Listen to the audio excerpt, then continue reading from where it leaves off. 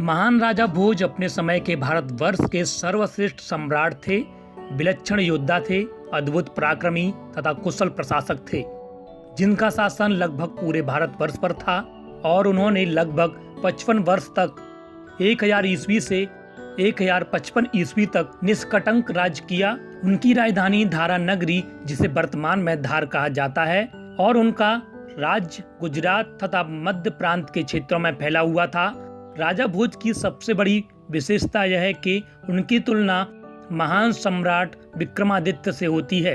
राजा भोज एक ऐसे ऐतिहासिक सम्राट हैं जो अपने अद्भुत कृत्यों के कारण ऐतिहासिक होते हुए भी पौराणिक हो गए, क्योंकि साधारण जनमानस के लिए राजा भोज अपने कार्यों, अपने शौर्यों, अपने प्रभाव के कारण देवता तुल्य हो जाते हैं और उनके साथ अनेक किंवदंतियां भी जुड़ जाती हैं। भारतीय इतिहास में राजा भोज आज भी सर्वाधिक लोकप्रिय राजा और लोकनायक के रूप में जन जन में विख्यात हैं। हिंदी भाषी क्षेत्र में इस कहावत से सभी परिचित हैं कि कहाँ राजा भोज और कहाँ गंगू तेली। राजा भोज परमार शासक सिंधु राज के पुत्र थे। यह परमार वंश के सबसे महान, शक्तिशाली, पराक्रमी तथा कीर्तिमान सम्राट थे। भोज एक महत्वाकांक्षी एवं साम्राज्यवादी राजा थे, जिन्होंने परमार वंश की पताका को देश विदेश तक फैला दिया था। राजा भोज ने चेदी के राजा गांगेयदेव, कर्नाटक के चालुक्य राजा तैलेप द्वितीय, आदि नगर के राजा इंद्रप्रस्थ, लाट के भीमदेव, कान्यकुब्ज के गुर्जर प्रतिहार, तुरुस्क राजा सांक भरी के चौहान, डुबकुंड के राजा अभिमन्यु, विदर्भ के राजा भिल्लस तृतीय सहित विभिन्न राजाओं को पराजित करके अपनी राजशक्ति और राज्य सीमा में पर्याप्त वृद्धि कर ली थी। राजा भोज के बहुमुखी सामर्थ्य के कारण सैकड़ों राजा यशस्वी भोज को अपना राजाधिराज मानते थे।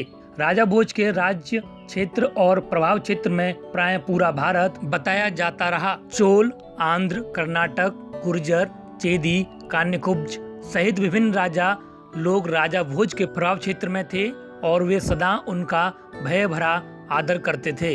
राजा भोज एक कुशल शासक, बेहतरीन प्रशासक, प्रजापालक थे। उनकी कीर्ति दूर दूर तक फैली हुई थी। वीर साहसी योद्धा होने के उपरांत भी वह स्वयं एक महान साहित्यकार तथा संगीतकार थे। उनकी यही खूबी उन्हें अन्य राजाओं से बिल्कुल अलग बना देती है। प्राचीन भारतीय इतिहास में ऐसा संयोग दुर्बल है कि एक राजा प्रशासन, युद्ध, सामाजिक, धार्मिक और आर्थिक व्यवस्था में व्यस्त होते हुए साहित्यिक दायित्वों का निर्वहन करने में सक्षम हुआ। भोज सिर्फ योद्धा अथवा विद्वान ही नहीं, वरन वास्तुशिल्प, कला तथा सिविल इंजीनियरिंग का मूर्धन्य ज्ञाता रहा। उनके द्वारा रचित 84 ग्रंथ हैं, जो स्थापत्य, जहाज, इमारतें, नौसेना, यांत्रिकी, रसायन विज्ञान, दर्शन, संस्कृत, योग और खगोल शास्त्र आदि पर रची गई हैं। भोज ने अनूठा कार्य यंत्र विज्ञान पर किया। यंत्र से तात्पर्य यंत्र करना होता है। भोज ने उस काल में अनेक यंत्रों की खोज की। हमारे YouTube चैनल को सब्सक्राइब और फेसबुक पर लाइक करने के लिए देखते रहिए शौर्य गाथा, आरंभ एक नए युग का।